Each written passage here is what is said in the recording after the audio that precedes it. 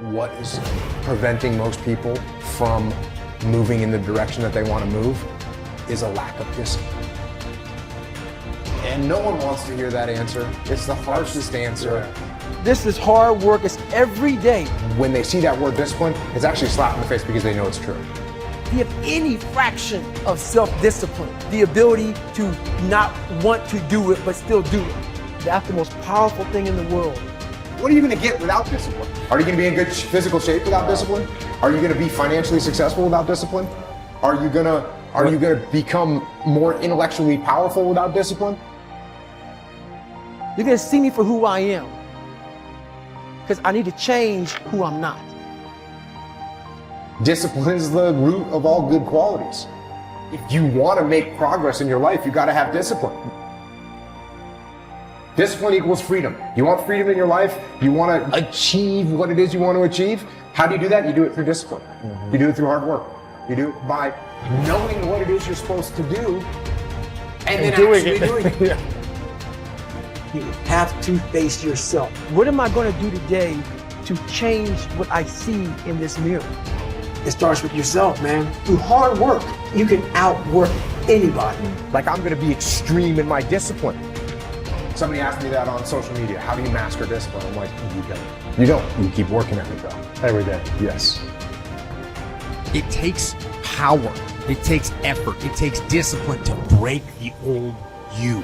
What gives you confidence, not being afraid, is overcoming the fear. There's no one in the world that enjoys taking criticism. It's in the discomfort zone is where my confidence is getting The built. tougher things you go through, the more confidence you're going to have. The more confidence you have, the better you're going to get. But I'm going to work and try and make myself better.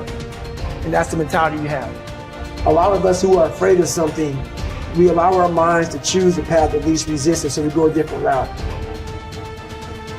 What I did was what I knew how to do, which was work. You figure it out by going inside yourself. Because being a warrior takes a whole different mindset. That's what I'm going to do.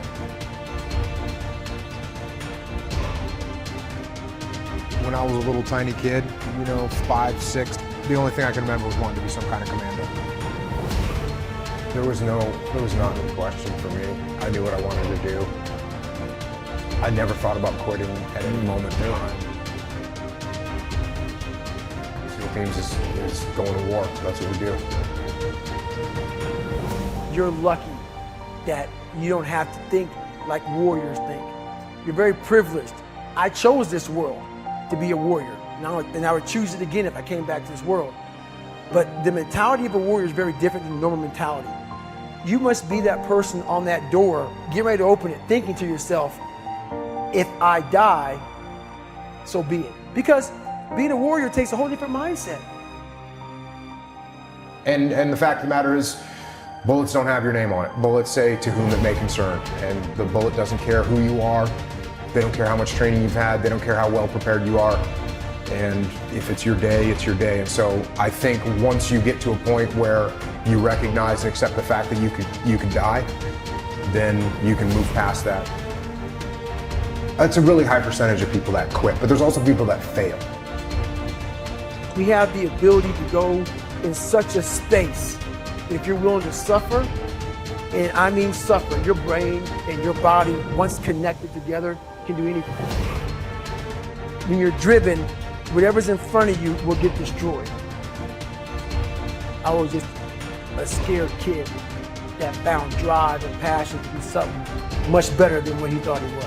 And that's why I talk about the warrior mentality. The only way you can go in that door is knowing there's a great chance you're gonna die. I worry about missing out on opportunities that I have because I got friends that will never get the chance to execute on opportunities because they didn't come home.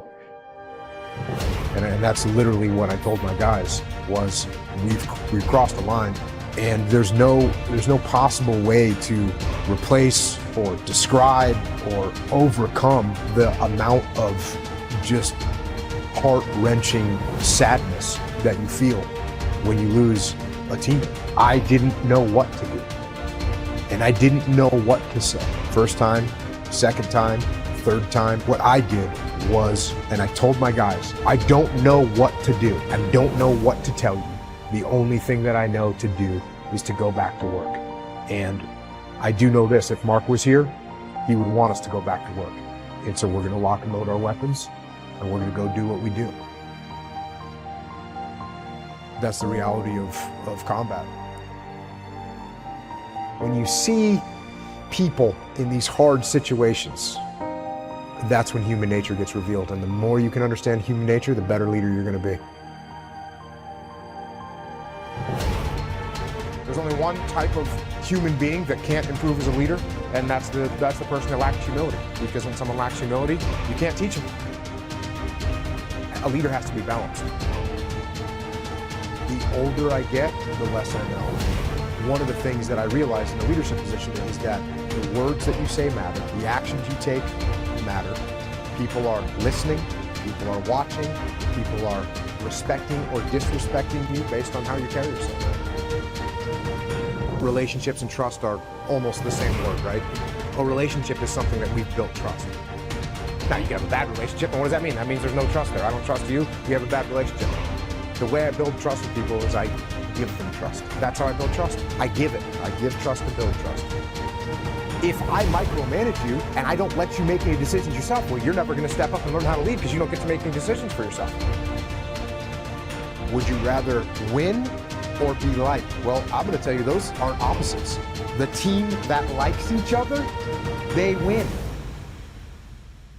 I'm trying to take the lessons that I was lucky enough to learn and get them to as many people as I can so they don't have to suffer through the same mistakes that I did.